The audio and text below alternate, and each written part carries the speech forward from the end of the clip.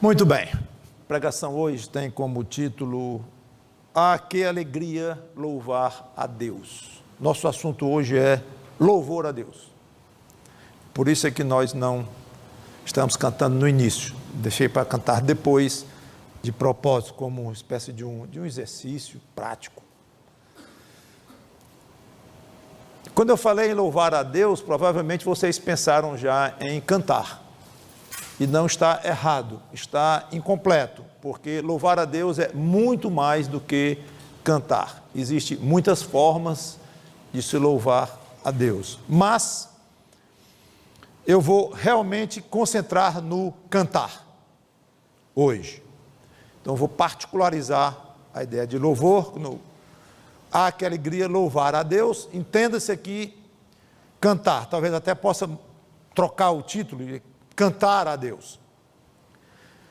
Mas eu quero particularizar ainda mais, nesses vários versículos que nós vamos ler, todos em Salmo, essas passagens, menos o último. Eu escolhi, a quantidade é enorme, claro, são centenas de passagens que falam em louvar a Deus, cantar a Deus, salmodiar a Deus.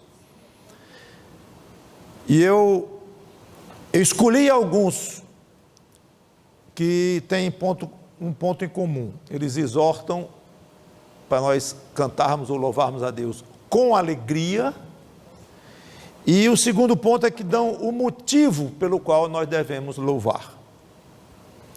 Vamos a Salmo capítulo 100, ou Salmo 100, versículos de 1 a 3. Então vocês vão perceber que em todas as passagens que eu vou ler, nós vamos notar que elas enfatizam a ideia de alegria ao cantar e o motivo pelo qual nós devemos cantar com alegria. Tentar racionalizar ao máximo, dar uma razão, um propósito. Por que eu devo cantar a Deus com alegria? Então, Salmo 100, versículos de 1 a 3. Celebrai com júbilo ao Senhor todas as terras, servi ao Senhor com alegria, apresentai-vos diante dele com cântico, sabei que o Senhor é Deus, foi ele quem nos fez e dele somos o seu povo e rebanho do seu pastoreio. Vamos orar. Santo Deus, nosso bom Pai, obrigado por estarmos aqui, que nós possamos concentrar nesta ideia de louvar este Deus maravilhoso que Tu és, com muita alegria, e nunca de uma maneira mecânica, porque nos acostumamos, ou porque está na hora do louvor na igreja, mas sempre tendo na mente um motivo. Por que eu estou cantando? E por que eu estou cantando com alegria? Ou pelo menos, por que eu não estou cantando com alegria, se eu tenho motivos para cantar com alegria? Então nos ajuda no objetivo desta pregação. Em nome do Senhor Jesus Cristo, te pedimos e te agradecemos de antemão. Amém. Com alegria aqui está óbvio, júbilo, e dois motivos que o salmista coloca. Primeiro é o mais geral, Deus é criador de tudo. Foi Ele quem nos fez. Aí é curioso que ele afunila um pouco e ele passa para um assunto mais especial. Quando diz, somos rebanho do seu pastoreio, somos o seu povo.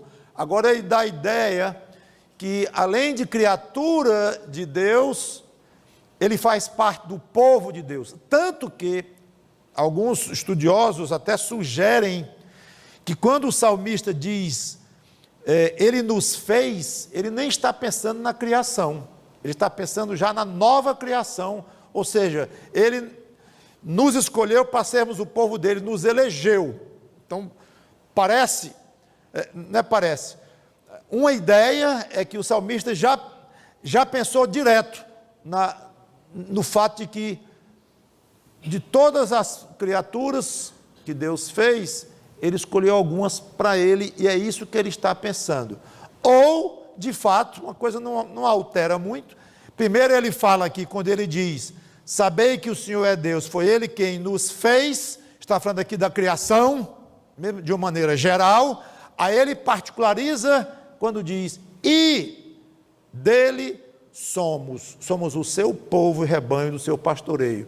Não somos só apenas criaturas, como todos os seres humanos, aliás, não só os humanos, mas tudo que existe, que tem vida, foi Deus que fez. E entre todos, nós fomos os eleitos. Nós fomos feitos o povo dele, pensando em termos de Israel. E aplica, inclusive, aqui a ideia de pastor. E é comum a ideia, no Velho Testamento, de Deus ser o pastor de Israel.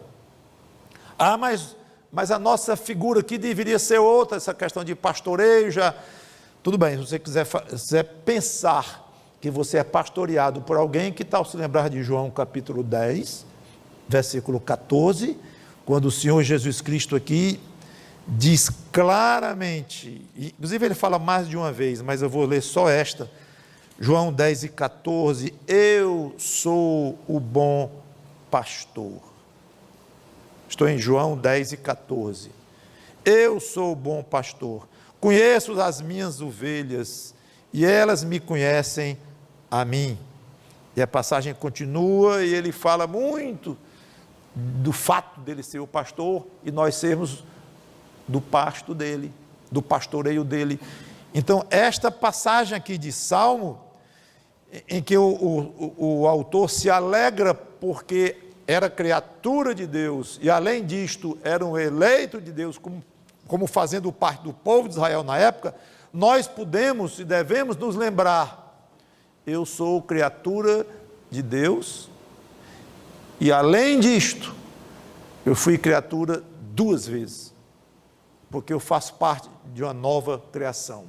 Fui criado de novo, eu fui o escolhido dele para ser ovelha de Cristo.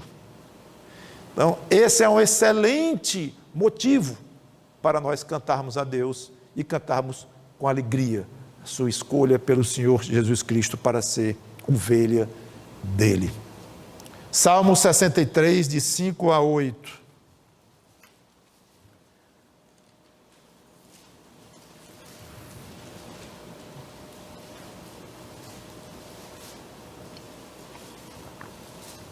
Salmo de Davi, quando estava no deserto de Judá, provavelmente fugindo de Saul, do rei Saul que estava perseguindo, queria até mesmo matá-lo, meio enlouquecido que Saul estava de inveja, ciúme, medo e tudo mais. Vamos direto ao versículo 5. Como de banha e de gordura farta-se a minha alma. Como fosse um banquete mesmo gostoso, não apenas o alimento em si, como um pão, mas é que ele fala mesmo é de estar numa comida gostosa para ele. Naquela época parece que não havia muita medida de colesterol, pelo jeito, né? Porque o que tem de banha de gordura aqui nesta frase de Davi, mas fica até um lembrete para nós, talvez não ficarmos tão escravizados a isto e Davi tinha a sua hora de se banquetear e nós devemos ter também, evidentemente com moderação. Seja como for, como de banha de gordura farta-se a minha alma e com júbilo nos lábios a minha boca te louva. A palavra júbilo é alegria. No meu leito, quando de ti me recordo e em ti medito durante a vigília da noite. Por que motivo? Me tens sido auxílio. À sombra das tuas asas eu canto jubiloso. Segunda vez, ideia de alegria. Não é só cantar, é cantar alegre. A minha alma pega-se a ti, a tua destra me ampara. Segunda vez, o motivo, o mesmo, ideia de proteção. Davi estava então afastado da possibilidade de uma adoração conjunta no lugar onde estava a arca de Deus na época. Esse lugar variou um pouco até Salomão construiu o templo onde a arca ficou então ali permanentemente colocada, Mas a ideia aqui é que Davi, e ele começa o salmo dizendo que a alma dele tem sede de Deus, e o corpo dele almejava Deus como a terra árida queria água e tal. Eu não li porque eu tenho várias passagens para ler, não quero me ater muito ao contexto de cada uma. Mas a ideia é mais ou menos esta: tudo bem, eu não estou numa maneira normal de vida, eu estou aqui no deserto, fugitivo, e eu não posso com o meu povo te adorar coletivamente. Mesmo assim eu estou sentindo uma falta muito grande disto, de te adorar, e eu estou te desejando pessoalmente. E quer saber de uma coisa, Senhor? Eu não vou deixar de te adorar e de cantar louvores a ti, porque eu não estou no meio de uma coletividade, no meio dos meus irmãos, não. Eu vou fazer isso sozinho, de noite, no meu leito. Então ele particulariza aqui demais. A ideia que eu quero dar é, ele individualiza esse louvor. Seria ótimo estar cantando com meus irmãos na assembleia lá, mas não dá, não posso, pois eu vou cantar sozinho no meu leito, quando de ti me recordo. Aí ele pensava em ti, medito durante a vigília da noite, pensava em Deus, vibrava, se alegrava, cantava, sozinho, no leito dele, onde quer que ele estivesse, no caso, no deserto mesmo.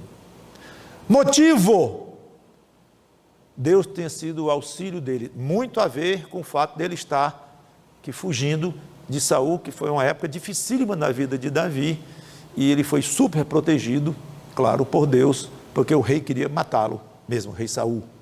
Então ele joga ênfase na proteção de Deus. Quer um bom motivo para louvar a Deus alegremente? Pense na proteção que ele tem lhe dado, quando ele quer lhe dar. E se quiser ir mais fundo um pouco, pense na proteção que a sua alma tem, que essa é absoluta. Porque quando falamos em proteção na terra, nós temos que admitir que muitas vezes Deus nos entrega a problemas, a dificuldades, e vamos colocar desta forma, não nos protege de um acidente, de um problema, de uma coisa grave. Claro, temos nossos percalços, nossas dificuldades. Então ele nos protege quando ele quer, e ele é benéfico para conosco, mas certamente há esta ressalva quando pensamos em termos de proteção. Não que ele escapou, ele se descuidou e não nos protegeu, não que ele queira mal, às vezes ele quer bem a nós e nos protege. Às vezes ele está zangado conosco, quer o nosso mal, aí nos deixa ter um acidente ou coisa assim. Não. Ele sempre quer o nosso bem. Então, até nos momentos em que ele não nos protege de problemas, ele está fazendo isso com amor. Mas o fato é que às vezes ele não protege, é claro. As motivações dele sempre são excelentes.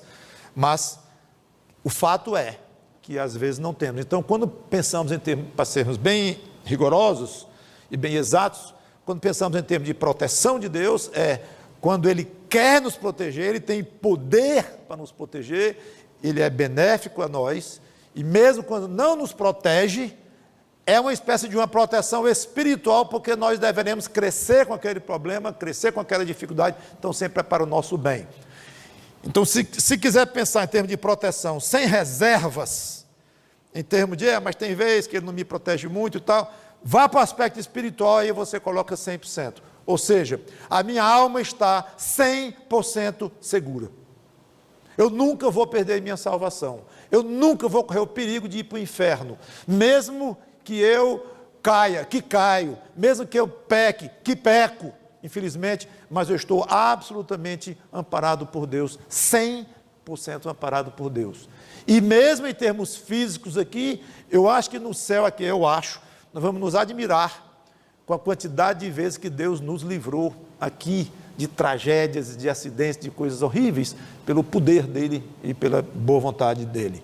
Então, louvar a Deus alegremente pela proteção é muito próprio. Salmo 92, versículos 1 a 6, diz assim,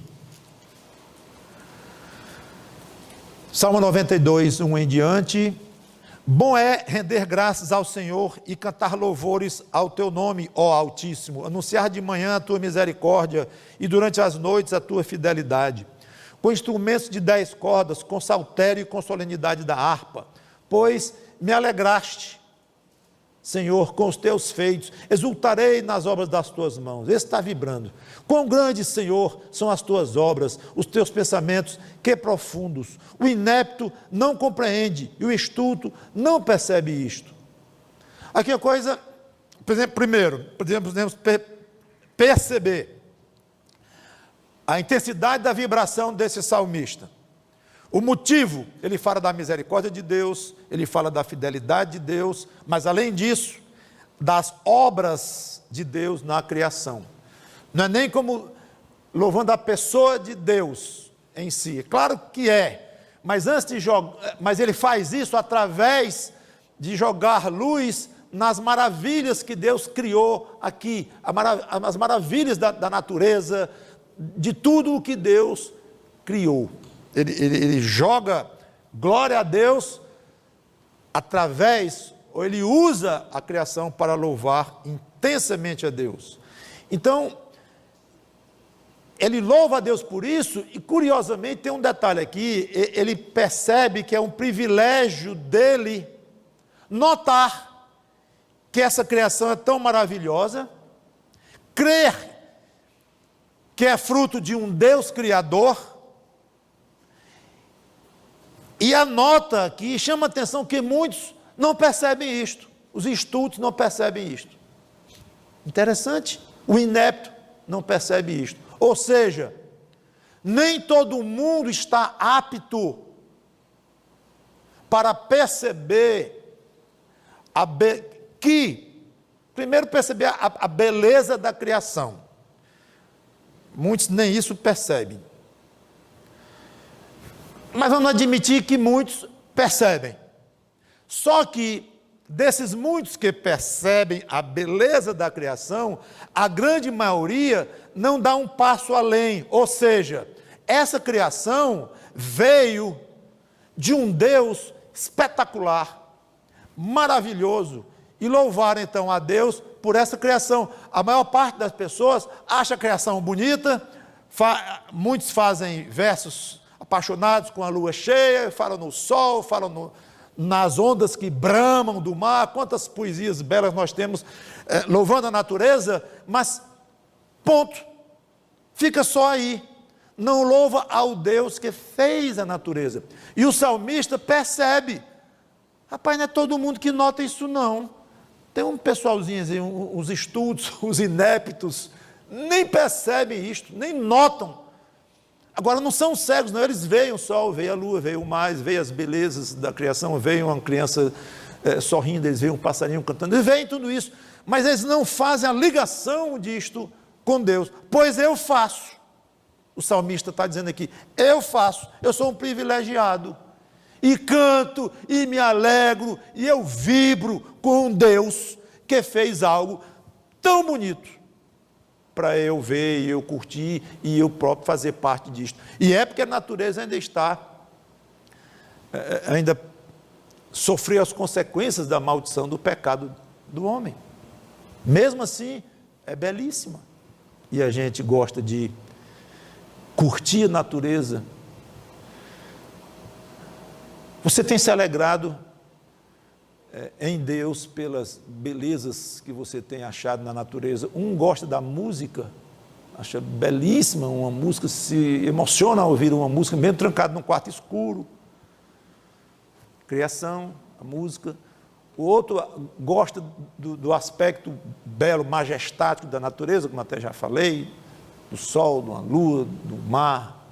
O outro gosta das sutilezas, de pegar um microscópio e abrir, colocar algo embaixo e aumentar 100 vezes, 1000 vezes e ver a beleza da criação de Deus em aspectos minúsculos. Então, há muitas maneiras, eu não sei quais são as maneiras que você se admira e gosta e se beneficia, usufrui a beleza da natureza de Deus. Quais são as formas que você tem para fazer isso? Eu não sei, mas certamente você tem suas formas. pois saiba que você está curtindo, se beneficiando de algo que Deus fez para você. Isso gera alegria, pelo menos gerou no salmista, espero que gere em nós também. Salmo 47, versículos 1 e 2. Salmo 47, 1 e 2.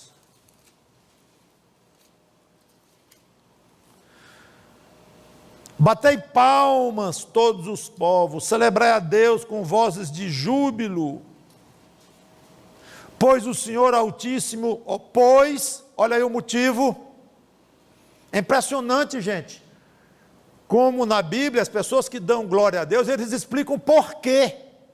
Eu percebi isso fazendo esse estudo para trazer essa pregação para nós aqui hoje.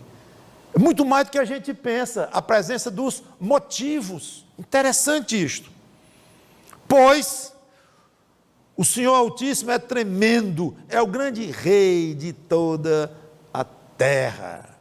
Então o motivo é que é a majestade de Deus e o fato dele reinar, dele ter controle sobre tudo que existe. É uma lembrança excelente quando nós vemos a situação em que vivemos hoje no nosso país, no mundo, um futuro muito sombrio em termos de história mesmo da humanidade, em termos de conforto, de segurança, de razoabilidade das coisas, de pureza, sombrio neste aspecto, e é sombrio mesmo. Não é sombrio quando nos lembramos que é o plano de Deus ser assim, que o Messias, o Rei, o nosso Salvador, voltará e vai reinar 1000 anos, eu sei disto. Mas nós estamos vivendo no dia a dia, e o dia a dia é sombrio.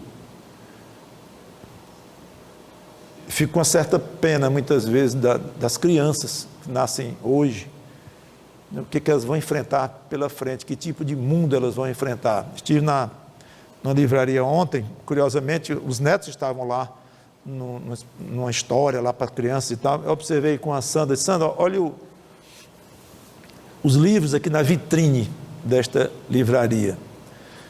E eram muito ruins, os títulos, a gente via no ato, rapidamente notava a qualidade do que estava ali escrito.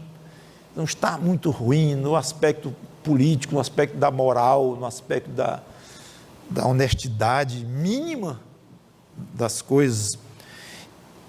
É sempre um motivo muito, muito válido e deve ter um efeito prático em nós, muito grande, se lembrar de que Deus é rei e Ele está no controle.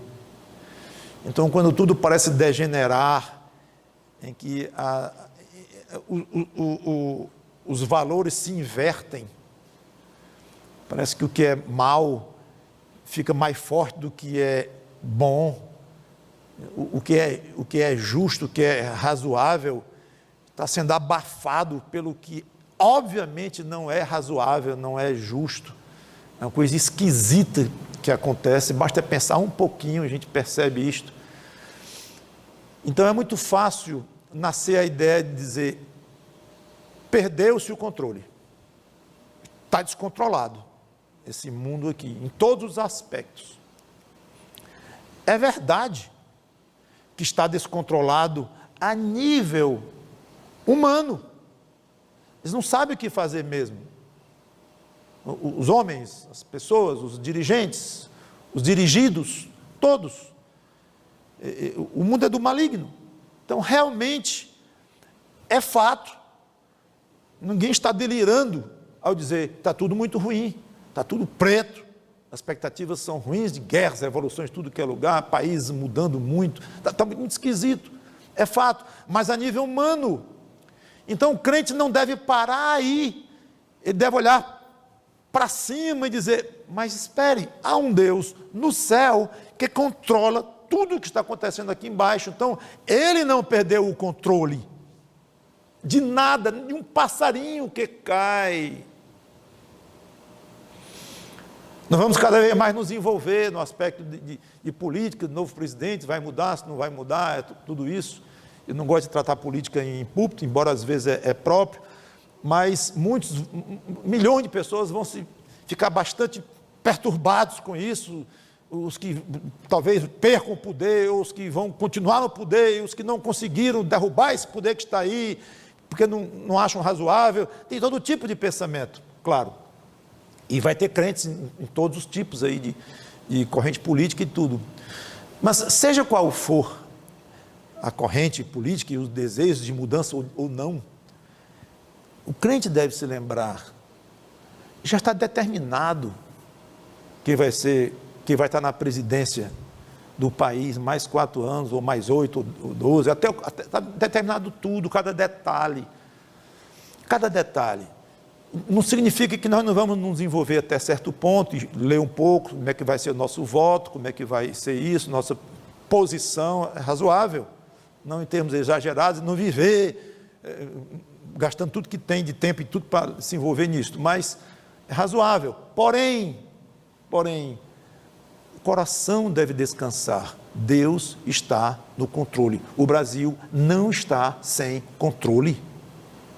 E isso deve gerar em nós o quê? Alegria. Eu vou cantar a Deus por isso, eu vou louvar a Deus por isso, porque eu estou num país que incrivelmente desorganizado e muito perturbado por muitas coisas, mas incrivelmente esse país não está sem governo, um governo celeste, o governo de um Deus super poderoso. Eu vou me alegrar com isto. É preciso fé para isto, porque nossos sentimentos, nossas sensações, a nossa vida, tudo o ar que nós respiramos está aqui embaixo, o salário que nós ganhamos vem de coisas terrenas, nossas relações, a rua onde nós trafegamos, a segurança nos lugares. Eu sei que tudo isso são coisas da terra, e isso perturbam de fato, mas lembre-se que há motivo de você se alegrar intensamente num Deus que controla tudo. Salmo 95, de 1 a 5.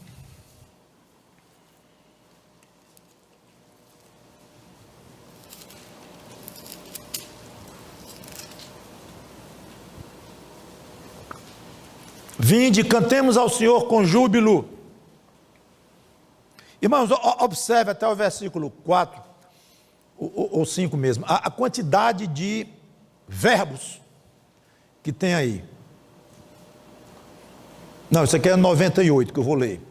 O 95 é outra observação. Então eu vou ler. Vinde, cantemos ao Senhor com júbilo, celebremos o rochedo da nossa salvação. Cantar com júbilo, celebrar. Saiamos ao seu encontro com ações de graça, vitoriemo-lo com salmos. Olha que verbo interessante esse, vitoriemo-lo, ou seja, o verbo vitoriar. Curioso. Saibam que no hebraico é o mesmo verbo de celebremos, do versículo 1. Celebremos o rochedo da nossa salvação. Quando no 2 ele diz vitoriemo-lo com salmos, é o mesmo verbo no hebraico, que significa dar um brado de guerra, ou um grito de alarme na batalha, tocar um sinal, talvez de trombeta para a guerra ou para a marcha. Então é solene isso que esse salmista quer conclamar os seus leitores a fazer. Saiamos ao seu encontro com ações de graça, 2, né? Vitoriemo-lo com salmos, porque o Senhor é o Deus supremo. Porque, de novo, motivo, porque o Senhor é o Deus supremo, e o grande rei, acima de todos os deuses. Nas suas mãos estão as profundezas da terra, e as alturas dos montes lhe pertencem. Dele é o mar, pois ele o fez, obra de suas mãos os continentes. Motivo de tanta alegria, salmista, por quê? Majestade, soberania, e acima de tudo, eu quero chamar a atenção, tu és acima de todos os deuses, ou seja, é Deus único, que era uma característica de Israel, entender quer dizer, que Deus se revelou de uma maneira fortíssima para Israel, dando ênfase aí, eu sou o Deus único. Então, quando ele diz que Deus está acima dos outros deuses, não é que ele cria uma multidão de deuses como os povos ao redor. Não. Eram deuses fictícios, deuses que não existiam, Deus único. Alguma vez já lhe ocorreu louvar a Deus alegremente por ele ser o único Deus? Já pensou na angústia de orar a vários deuses ao mesmo tempo? Eu confio num, mas não posso confiar no outro. Agora, esse que eu confiava hoje, ele não serve para um outro assunto, ou ele está hoje de mau humor. E é assim que os idólatras fazem, no sentido, pelo menos, idólatras pagãos, que tem os idólatras cristãos, que é um pouco diferente o tipo de encarar os deuses. Mas o idólatra pagão mesmo, ele acredita ou debita defeitos, qualidades morais aos seus deuses. Essa não é uma realidade muito nossa, pelo menos aqui no Ocidente, mas milhões e milhões de pessoas, centenas de milhões de pessoas se angustiam, porque não sabem a que Deus adorar, e quem adora muitos deuses termina não adorando a Deus nenhum.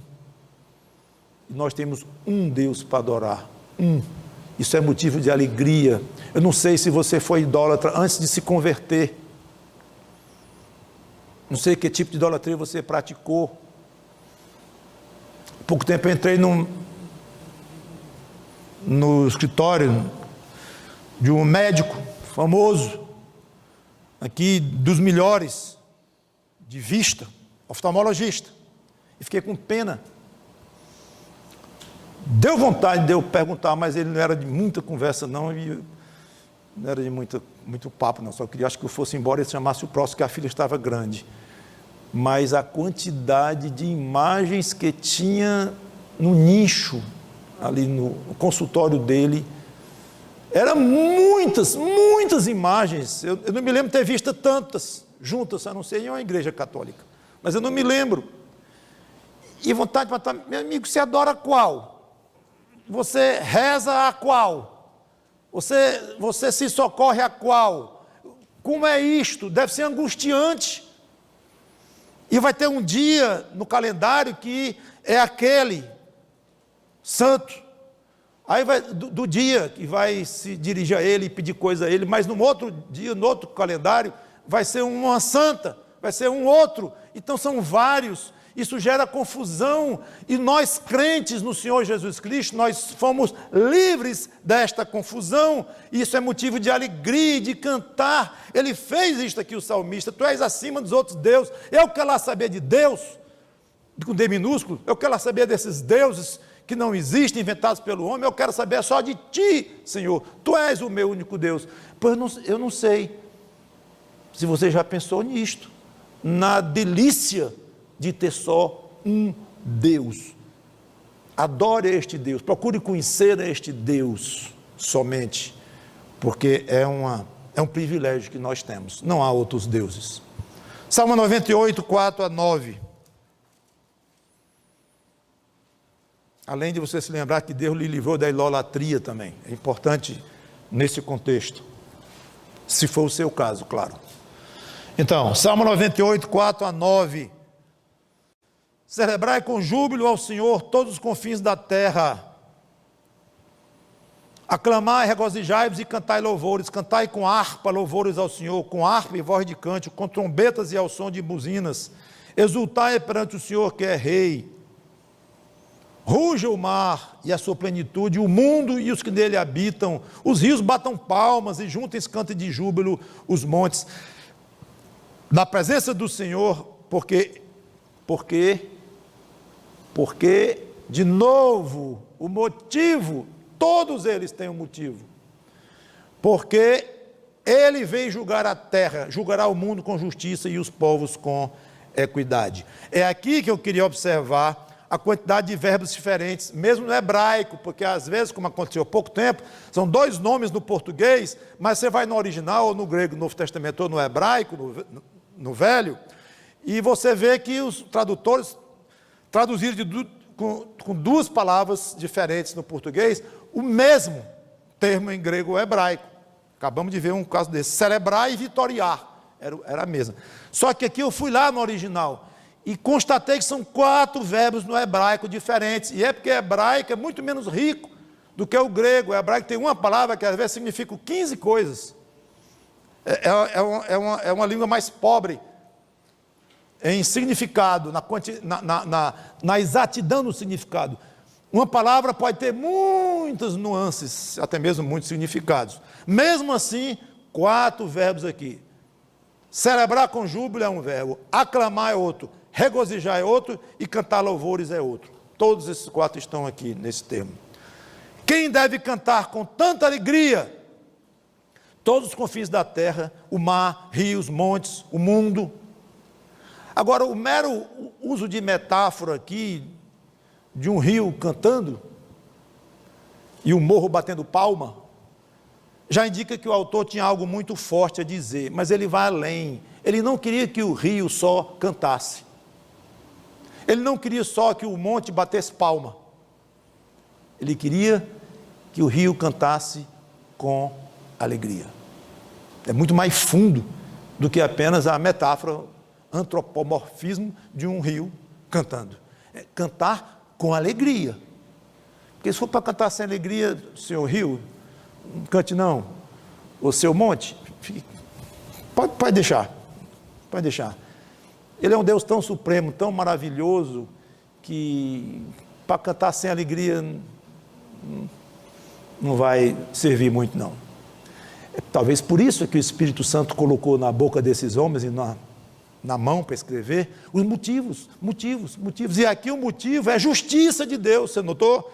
Justiça de Deus, a justiça de Deus será feita, sem dúvida alguma.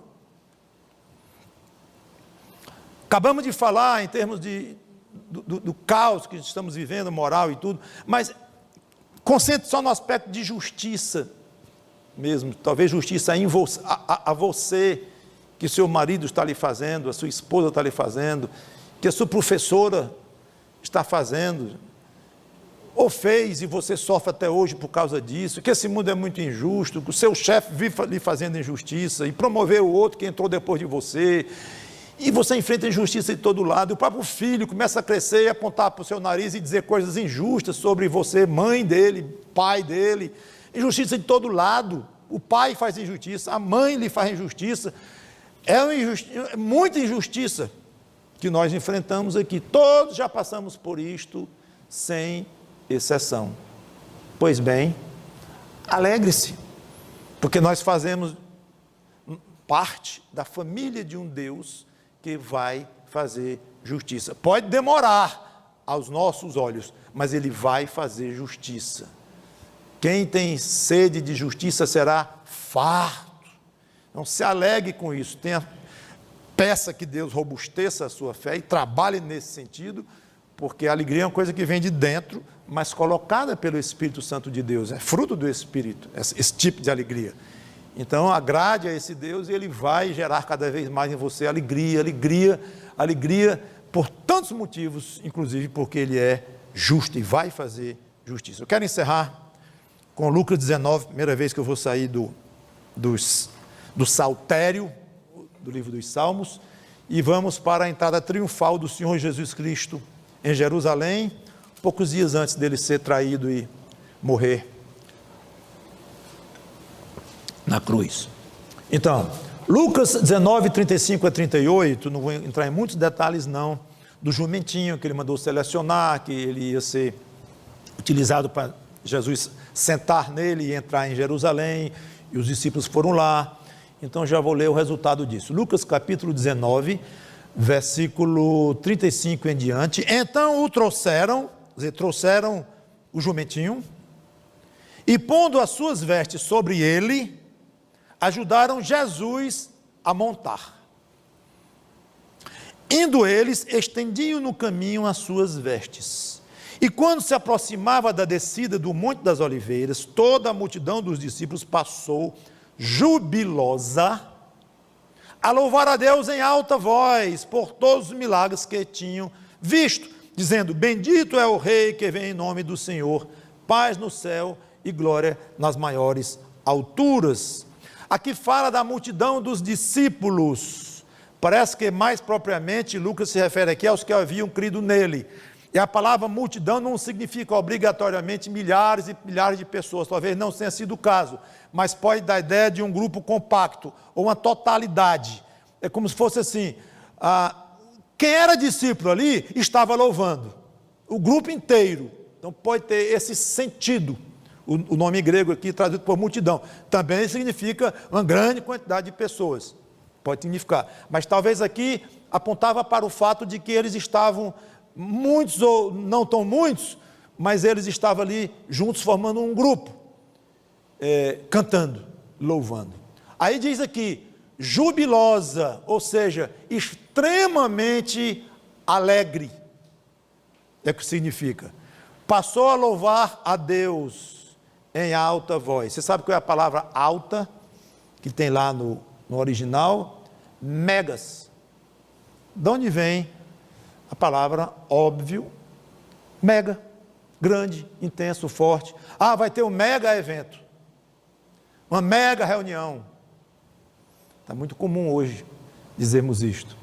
Pois bem, louvar a Deus com uma mega voz. Louvaram a Deus com uma mega voz. Motivos? Milagres que eles tinham visto do Senhor Jesus Cristo.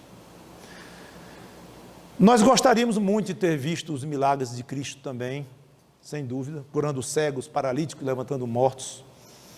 Mas não seja por isto.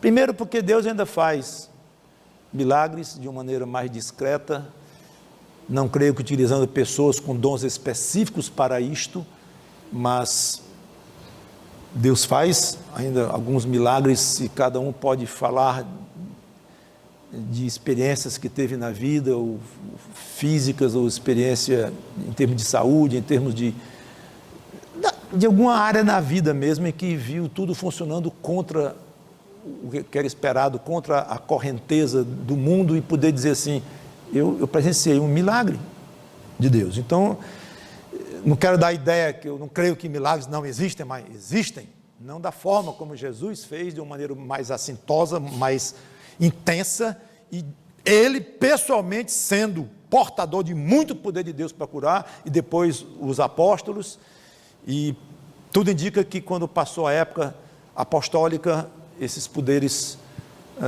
pessoais desapareceram, e Deus então ficou fazendo os seus milagres de uma forma mais discreta. Mesmo assim, nós temos o privilégio de assistir milagres de Deus em nossas vidas, e muito mais do que qualquer milagre que você tenha visto acontecer nas suas circunstâncias de vida, lembre-se que você passou por um milagre dentro de você, a sua própria conversão. O seu coração modificado é um milagre. Você era perdido, não acreditava em Deus, você era inimigo de Deus, não há quem faça o bem nenhum só. Você era assim, eu era assim, então você é um milagre vivo. Eu sou, qualquer um de nós, crentes. Então, se esses homens tinham o privilégio de cantar alegremente, louvando a Deus, vendo Cristo entrando ali, mesmo de uma maneira humilde, montado num jumentinho, mas ao mesmo tempo numa solenidade típica da sua autoridade, da sua santidade, de quem ele era. Mas nós temos motivo de louvar a Deus pelos milagres que Cristo fez em nossas vidas, dentro de nós e ao nosso redor. Mas eu quero encerrar com uma observação, porque a cena não acabou aqui, versículos 39 e 40, tem uns estraga-prazeres aqui. Ora, alguns dos fariseus, versículo 39, lhe disseram em meio à multidão, mestre, repreende os teus discípulos. Aquela mistura de raiva, de inveja, de tudo junto, tudo de ruim junto, querendo estragar o prazer daquele momento. Mas não estragou não. Mas ele lhes respondeu, asseguro-vos, que se eles se calarem, as próprias pedras clamarão. Não creio que aqui fosse apenas uma ilustração do Senhor Jesus Cristo, ou falando de algo teórico, mas o momento era tão solene, revestido de algo tão forte e especial, que de fato eu não tenho dúvida que se aqueles discípulos se calassem, Deus faria com que as pedras clamassem, porque Deus fazia questão que naquele momento o seu filho, o querido, o Messias de Israel, mal compreendido, não aceito, mas Deus fazia questão que naquele momento, entrando em Jerusalém, o seu filho fosse visto, saudado como o Messias, e o próprio Deus sendo louvado pelo que ele tinha feito através do seu filho. Deus não abria mão daquele louvor, daquele clamor, naquele momento. Se eles se calassem, as pedras clamariam. E Cristo enfatizou: eu vos asseguro, eu garanto o que eu estou dizendo. Mas o fato é que os discípulos de Cristo tiveram a felicidade de não desperdiçar aquela oportunidade. E clamaram com gosto. Tiveram o privilégio: se vocês não cantarem, se vocês não me louvarem, eu boto as pedras para louvarem. O que vocês preferem? Não, a gente louva. Com muita alegria. Com muita alegria. Será que nós vamos desperdiçar o privilégio que Deus nos dá de louvar a Deus com muita alegria? E vamos talvez um dia dar o lugar para as cadeiras cantarem? Não as pedras de Jerusalém, mas as cadeiras desta igreja, as paredes cantarem, porque nós desperdiçamos a oportunidade de cantar a Deus de uma maneira bela, alegre, gostosa, vibrante, jubilosa. Meus irmãos, que tal não ocorra? Eu não posso garantir, como Jesus garantiu, que as pedras clamariam. Eu não posso dizer que na falta de alegria e de gozo nosso, asseguro-vos que Deus vai fazer essas cadeiras cantarem. Não, eu não posso dizer isso, obviamente. Mas o que eu gostaria mesmo é que nunca Deus tivesse nem a vontade, nem o pensamento de dizer assim: eu deveria colocar essas cadeiras para cantar, porque eles estão desperdiçando a oportunidade espetacular que eu estou dando a eles constantemente de cantar alegremente a mim. Então, irmãos, nós temos motivos de sobra para louvar a Deus com muita alegria, com intensa vibração, com uma mega voz. Vamos orar. Obrigado, Senhor Deus, pela Tua palavra. Obrigado pelos motivos que nós temos de Te louvar. Obrigado pela alegria que nós devemos ter em nosso coração, ou deveríamos ter em nosso coração, uma alegria vinda do Teu Espírito, e nos ajuda a de fato termos mais essa alegria, não apenas ser algo para ser lido na Bíblia, ou teórico, mas que de fato essa alegria esteja dentro de nós, de uma maneira que a gente não possa nem se segurar, no sentido de cantar com alegria, gostosamente, de uma maneira jubilosa. E que as cadeiras fiquem quietas, só ouvindo a alegria de crentes cantando vibrantemente para Ti, em nome do Senhor Jesus Cristo. Em nome dele que nós te pedimos e agradecemos. Amém.